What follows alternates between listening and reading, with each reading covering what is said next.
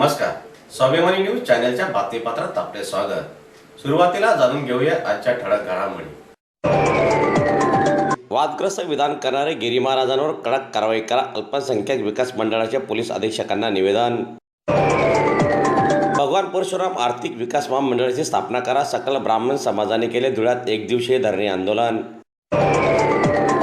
प्रभाग क्रमांक 2 एकता नगरातील वॉल कंपाऊंड कामाचे आमदार फारुख यांच्या हस्ते झाले आज लोकार्पण। खानदेशात पहिल्यांदा संत विचार स्टोन कार्विंग वर्कशॉपचा झाला शुभारंभ, पत्रकार परिषदेत आयोजकांची माहिती। आता जाणून घेऊया बातमीपत्र विस्ताराने। गिरी महाराज यांनी एका ठिकाणी सप्ताह दरम्यान प्रवचन देत असताना दोन समाजामध्ये तेढ निर्माण होईल असे वक्तव्य केले। त्यांच्या या वक्तव्याने मुस्लिम समाजाच्या धार्मिक भावना दुखावलेल्या आहेत।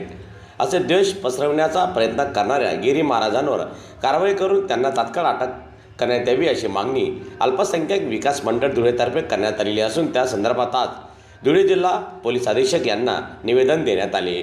दरम्यान यावेळी निवेदन देण्यासाठी अल्पसंख्याक विकास मंडळाचे अध्यक्ष अजहर सय्यद, महिला जिल्हा अध्यक्षा फरजाना शहा, शहर जिल्हा अध्यक्ष असलम खाटिक, सामाजिक कार्यकर्ता हाजी हासिम कुरेशी यांच्यासह कार्यकर्ते पदाधिकारी मोठ्या संख्येने निवेदन देण्यासाठी उपस्थित होते। माझं नाव सलीम हसन पिंजारी, आमचं अल्पसंख्याक विकास मंडळ यांच्यातर्फे आम्ही SP साहेबांना निवेदन दिलं।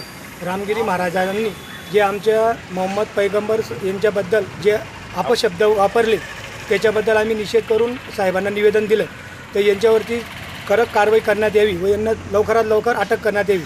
3 गुन्हे दाखल झाले तरी त्यांच्यावर कारवाई होत नाही, तर आमचं हे निवेदन दिलं सरांना का यांना लवकरात लवकर अटक करण्यात यावी।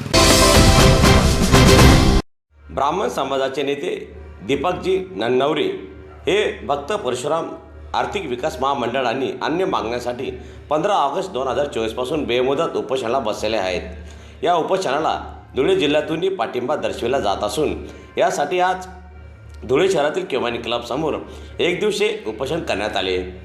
दरम्यान आजच्या या उपोषणात अनिल दीक्षित, शकल कुलकर्णी, PN कुलकर्णी, रवी अण्णा रंगसिंग, दिनेश पाठक, अरुण पाठक, रवी कुलकर्णी, विजय जोशी, आनंद कुलकर्णी, घनश्याम दीक्षित, रेखा कुलकर्णी, विजय पाचापूरकर, निखिल जोशी, तेजस जोशी, अर्चना नाईक यांच्यासह ब्राह्मण समाजाचे पदाधिकारीसह कार्यकर्ते मोठ्या संख्येने आजच्या या एकदिवसीय धरणे आंदोलनात सहभागी झाले होते। ब्राह्मण समाजासाठी भगवान परशुराम आर्थिक महामंडळ स्थापन झालं पाहिजे, ही आमची फार पूर्वीपासून मागणी आहे। पण काही पूर्ण शासनातर्फे होत नाही, म्हणून जालना येथे नन्नवरे हे आमरण उपोषणासाठी बसलेले आहेत। त्यांना पाठिंबा म्हणून समस्त धुळे शहरात धुळे जिल्ह्यातील ब्राह्मण समाज पाठिंबा म्हणून आज दिवसभर धरणे आंदोलन करतो आहे।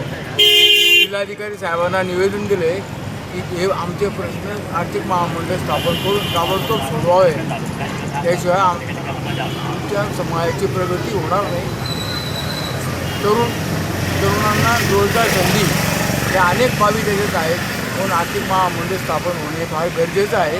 त्यावेळी नन्नवरे साहेब जे बसले आहेत आमच्या उपोषणाला जालन्याला, त्याला आम्ही सर्व समस्त धुळे शहरातील ब्राह्मण समाज संस्था सगळे ब्राह्मण समाज हा पाठिंबा देण्यासाठी आम्ही एक दिवस इथे धरणे आंदोलनाला बसलो।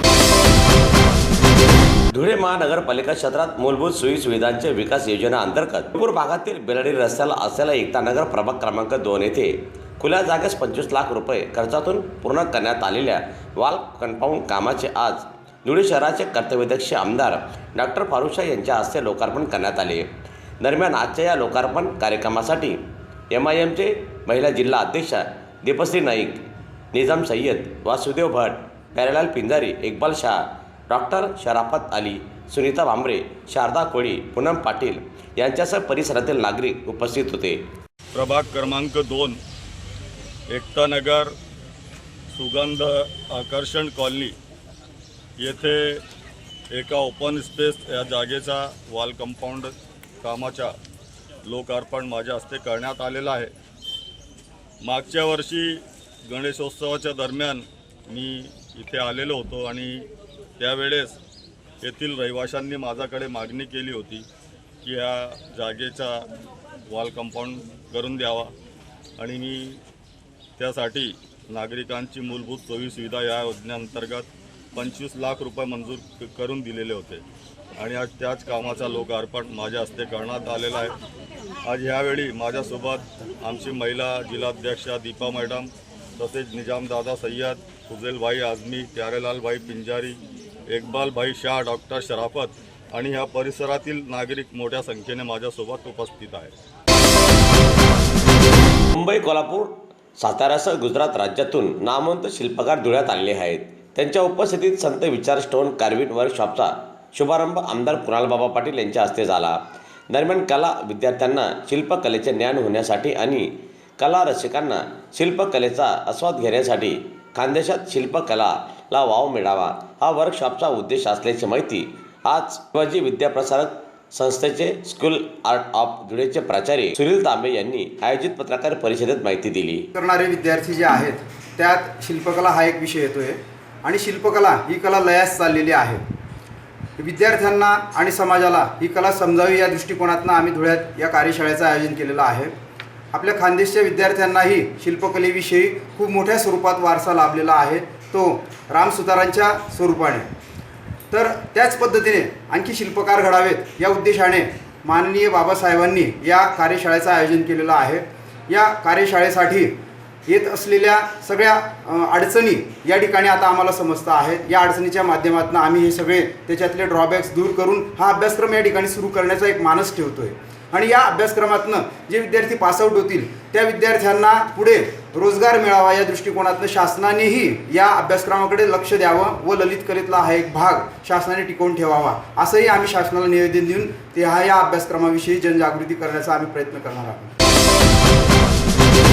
याचबरोबर स्वाभिमानी न्यूज चॅनलचे बातमीपत्र संपले। पुन्हा भेटूया पुढील प्रसारणात। तोपर्यंत नमस्कार।